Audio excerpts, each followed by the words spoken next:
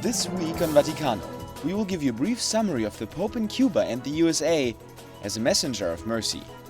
The March for Life happened in Germany and drew more people than ever. The rights of elderly people are discussed at the UN in Geneva, and the Vatican's core Unum raises awareness for suffering Christians in Syria and Iraq. All this plus a unique ride on the Papal Train. For this and more, stay tuned. You're watching Vaticano.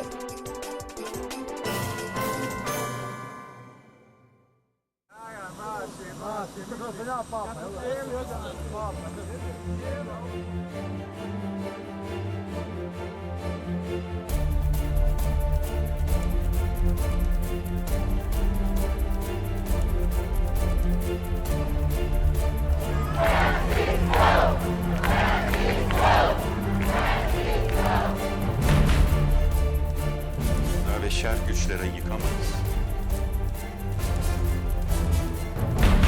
Mai più la guerra.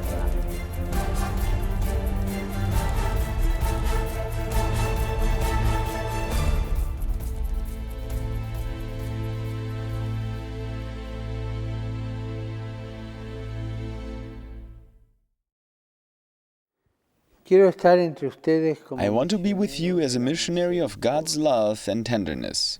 De la ternura de Dios. With a video message sent to the people of Cuba at the eve of his apostolic visit to the country, Pope Francis announced he will share faith and hope with the people as a missionary of mercy.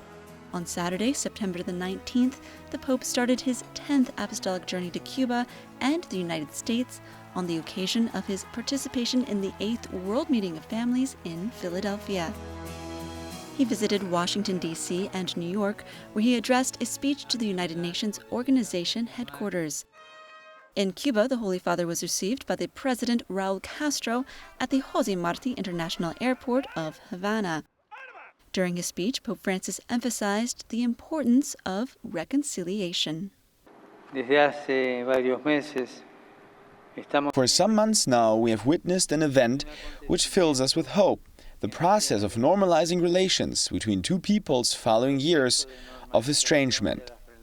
It is a process, a sign of the victory of the culture of encounter and dialogue, the system of universal growth over the forever dead systems of groups and dynasties, as José Martí said.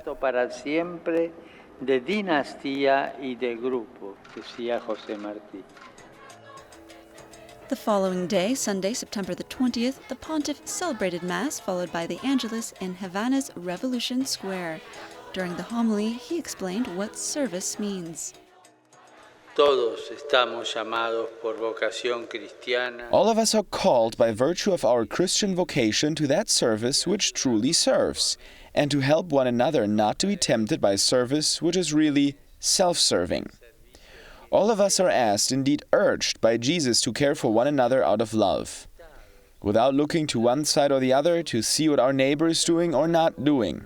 Jesus says, "Whoever would be first among you must be last, and the servants of all."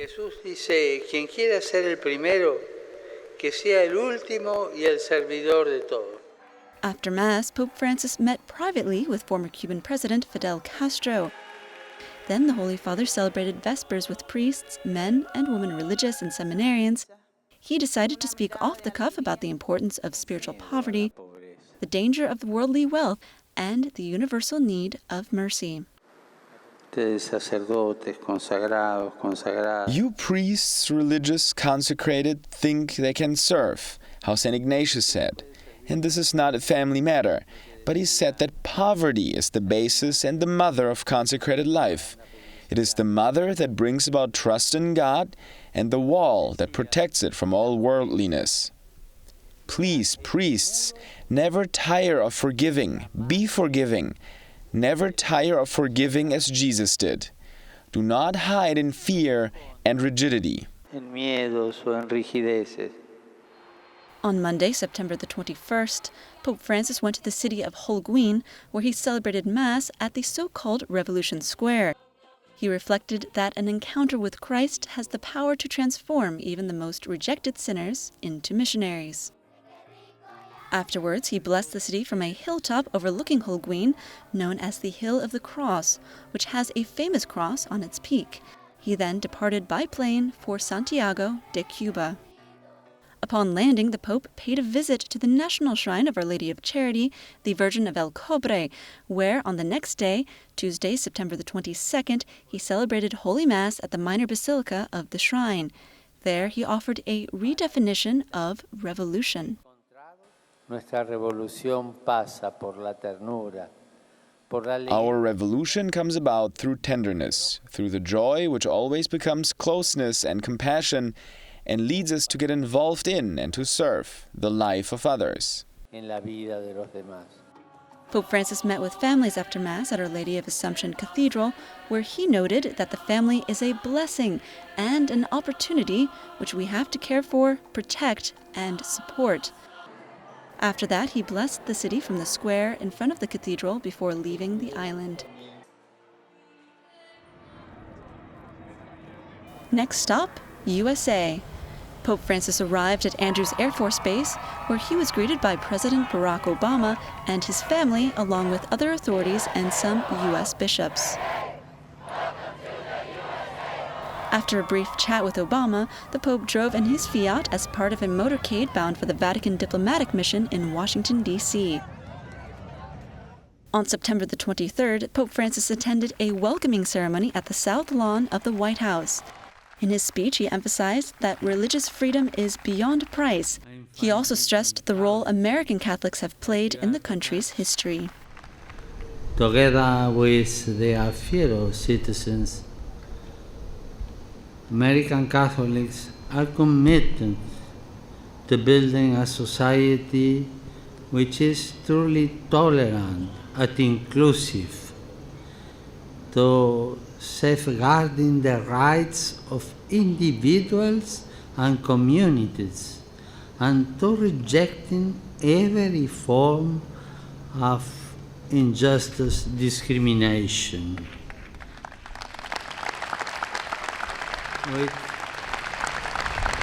With countless other people of goodwill, they are likewise concerned that efforts to build a just and wisely ordered society respect their deepest concerns and the right to religious liberty.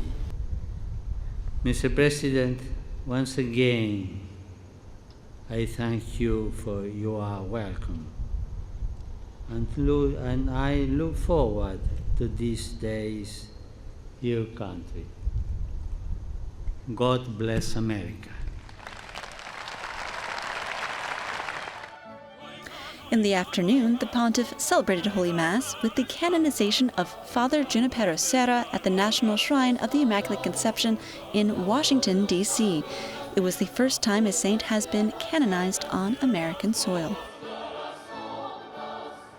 The following day, September the 24th, Pope Francis visited Congress. It was the first time that a pope addressed this assembly. Mr. Speaker, the Pope of the Holy See. He touched on many important issues in his speech, among them the defense of life. In a word, if we want security, let us give security. If we want life, let us give life. If we want opportunities, let us provide these opportunities. The yardstick we use for others will be the yardstick which time use for us.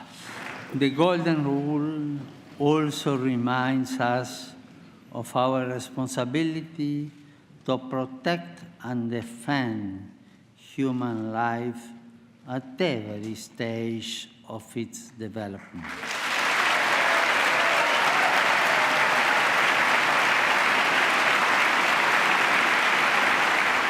Afterwards, he blessed the people gathered from the balcony of the Congress. The Speaker of the United States House of Representatives, John Boehner, was moved to tears. tears. It was at his invitation that the Pope came after a 20-year-long effort to get a pontiff invited. Later that day, the Pope visited the Charitable Center of St. Patrick's Parish and met with the homeless before departing by plane for New York City.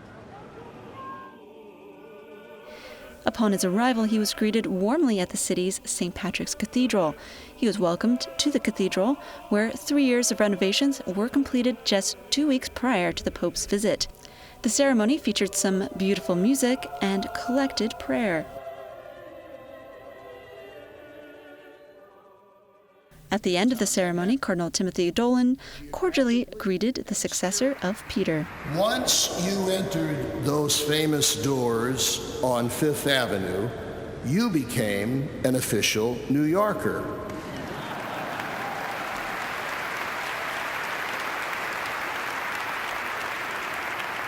On Friday, September the 25th, Pope Francis visited the headquarters of the United Nations, where he had 2 encounters, a greeting with the UN personnel and the meeting with the members of the General Assembly. The Vatican flag was raised for the first time at the United Nations on Friday, ahead of Pope Francis's visit to the World Assembly. In his speech, Pope Francis told representatives of member states that there should not be room for ideological colonization in their agenda. He stressed the need to go beyond policies to concrete solutions in caring for the poor and vulnerable, as well as for the environment. El acceso efectivo, práctico e inmediato para todos a los bienes materiales y espirituales indispensables, vivienda propia, trabajo digno y debidamente remunerado, alimentación adecuada y agua potable, libertad religiosa y más en general libertad de espíritu y educación. Al mismo tiempo, estos pilares del desarrollo humano integral tienen un fundamento común, que es el derecho a la vida y más en general lo que podríamos llamar el derecho a la existencia de la misma naturaleza humana. After this, the Holy Father was part of an interreligious encounter at Ground Zero Memorial in New York. He also visited Our Lady Queen of the Angels School and met with children and families of migrants in New York's East Harlem. The last event of the day was Holy Mass in Madison Square Garden, where he had a brief but urgent reminder for Catholics of New York City. He told them to proclaim the joy of God and remember to care for all those who go unnoticed in their city. Dios vive en nuestras ciudades. God is living in our cities. The Church is living in our cities. And she wants to be like yeast in the dough. Ser fermento en la masa. In the morning hours of Saturday, September the 26th, the Pope's plane departed from New York to Philadelphia, where he celebrated Mass with Pennsylvania's bishops, clergy, men and women religious, who gathered at the Cathedral of Saints Peter and Paul. That night, he participated in the evening celebrations of the World Meeting of Families at the Benjamin Franklin Parkway. The festival was hosted by Catholic actor Mark Wahlberg and consisted of performances, dance, and testimonies. On Sunday, the last day of his trip, Pope Francis encountered bishops and 150 seminarians in St. Charles Borromeo Seminary. Earlier, he met with 5 abuse victims to console them. In his speech to the bishops, he recalled his meeting briefly. Me comprometo a la celosa vigilancia. I promise with the vigilance of the Church to protect minors, and I promise that all those responsible will be held accountable. The family, in fact, is for the Church not a motive of worry, but the happy confirmation of a blessing of God, the masterpiece of His creation. De Dios a la obra maestra de la creación. At the conclusion of the journey, he celebrated Holy Mass, concluding the World Meeting of Families at the Benjamin Franklin Parkway. Pope Francis complimented the participants and called the sizable participation a miracle. Somos muchos los que participamos. We are many here to participate in this celebration, and that in itself is something prophetic, a kind of miracle in the modern world, which is tired of inventing new divisions, new ruptures, and new disasters. Quebrantos. nuestros desastres. Before the farewell ceremony at the International Airport of Philadelphia, Pope Francis met the organizing committee, volunteers, and benefactors. Then he returned to Rome, where in 1 week the Synod for Bishops will begin their discussions on the family issues for the Church worldwide.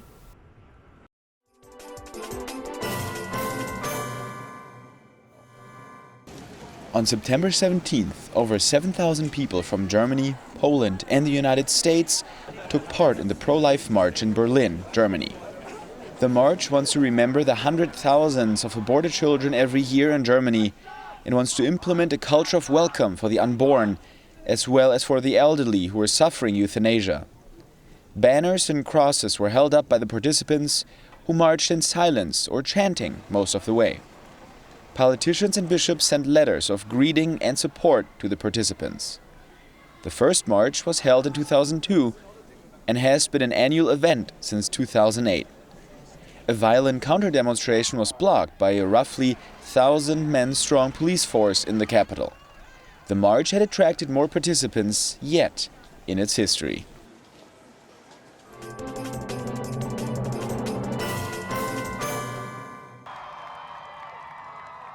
Before the historic visit to the USA, Pope Francis spoke to the participants of a meeting on the Iraqi-Syrian humanitarian crisis. He received the members and audience in the Vatican and used the chance to condemn the evil being done. The meeting, promoted by the Pontifical Council Cor Unum, was attended by Catholic charities that are active in the Middle East and by the bishops of the region.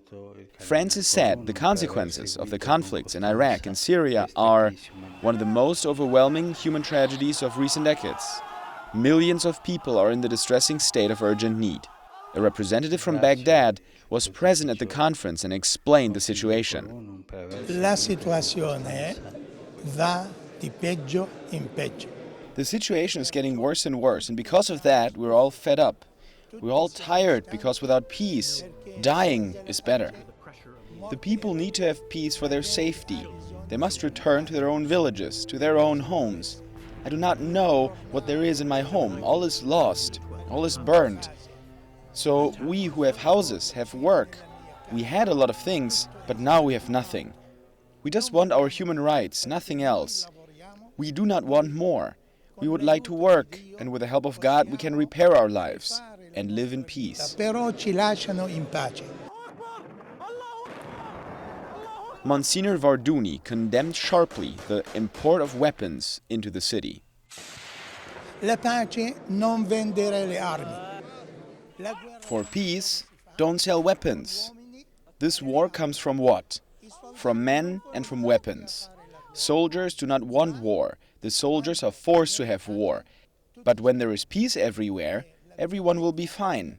War is made by weapons. It is the interest of the devil. This is what weapons are. Questo sono le armi. ISIS is one of the main perpetrators of the conflict. The question is if there is a possibility for a peaceful solution with them. What you're asking for is whether there is a possibility of a dialogue with ISIS.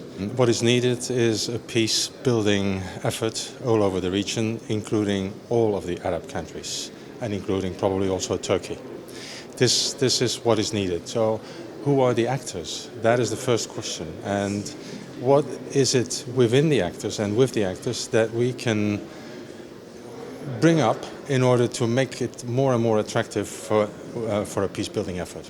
And so the very first question, even for ISIS, who will probably one of the most difficult partners to talk to, will be what is the future vision?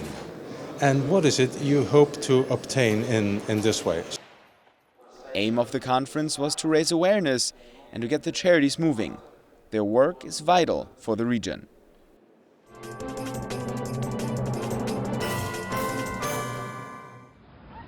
As part of this year's 30th session of the UN Human Rights Council in Geneva during September, the forum engaged in several debates.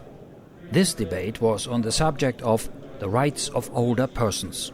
The Holy See said that the so-called population aging phenomenon presented for the international community not only a challenge, but also an opportunity to recognize the improvements made and the contribution that older persons could make in the society. They are guardians of culture and knowledge, educators and volunteers. They also play a pivotal role in family life and caring for their children and grandchildren. The elderly are often mistreated, discarded with an attitude of abandonment, as if their dignity and value were determined by their productivity or state of health. Such an attitude is the result of a utilitarian mentality which places economic interests before the dignity of the human person. The representative of the Sovereign Order of Malta delegation agreed with the UN that autonomy of older persons is rightly a core principle in international legal laws. Autonomy is not equal to independence. What is important is to build protection of human rights of older persons in the respect, above all, of their dignity and fostering their independence. In another but not less important council debate, the plight of contemporary forms of slavery was discussed. The Holy See took the floor. The task of the international community is to recognize that we are facing a global phenomenon which exceeds the competence of any one community or country. And in order to eliminate it, we need a mobilization comparable in size to that of the phenomenon itself. The many efforts of the Catholic Church, especially on the part of women religious communities, to counter the modern form of slavery could be used as a best practice for other institutions and agencies. Among other critical points, the head of the Sovereign Military Order of Malta delegation added some observations for the Council's consideration. The reference to civil society as a stakeholder, urging the media and academia to become involved, as mentioned by the Special Rapporteur yesterday, should also comprise the role of faith-based congregations in their essential and undisputable role in preventive and protection efforts. The UN Special Rapporteur on Contemporary Forms of Slavery shared with us her views on the key role that faith-based organizations play in that context. What is also particularly important is that last year the global accord that was signed, fostered by Pope Francis, which invited a number of representatives of faith-based organizations to attend a ceremony honoring slaves in the Vatican City, was particularly important. And for me, it marked a turning point in the way in which, as society, we value our religions and our faiths. After the debates, the UN Human Rights Council now will decide the text of the final resolutions and then vote on their adoption.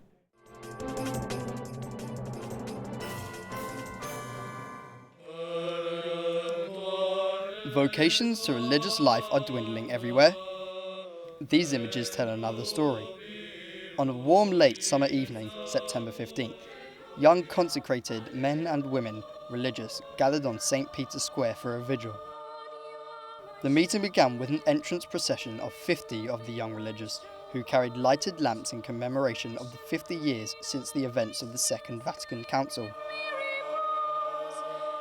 An icon of the Blessed Virgin Mary was enthroned, as the young men and women religious were entrusted to the Mother of God, that they might be enabled to wake the world with prayer, prophetic witness and presence in the existential peripheries of poverty and thought.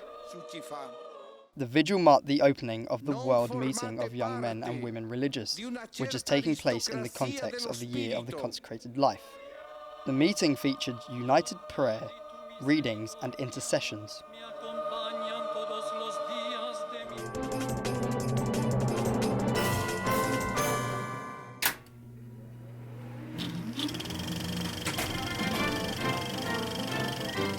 All aboard the Papal Train. On Friday, September 11th, a unique locomotive departed from the Vatican's own train station. Journalists were invited to take this first of many trips. The tour grants the possibility of seeing the papal summer residence, starting with a unique ride on a coal-fired train. Destination, the Pontifical Villas at Castle Gandolfo. Castle Gandolfo is not just a single villa, it is a microcosm. The papal villa is surrounded by a beautiful garden. Then there is the unforgettable Lake Albano, attractive in its beautiful natural setting. Also, there are so-called papal farms with their produce, milk, yogurt, fruit, and wine. Also, these fields can be visited. With this initiative, we can offer a broader spectrum for things to see along with the papal galleries. These initiatives will attract more people to the fascinating place without intruding on the Pope's privacy. It was the desire of the Pope to open the palace, the central part, always in mind that the surroundings need to be respected. Everything that has to do with the Pope's private apartment is closed, off limits totally, and the representative apartment on the upper floor.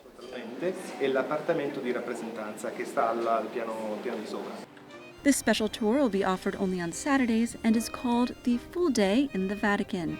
It is the first time the Vatican train station has offered a regular scheduled passenger train. Audio guides for the entire tour will be offered in Italian, English, and Spanish.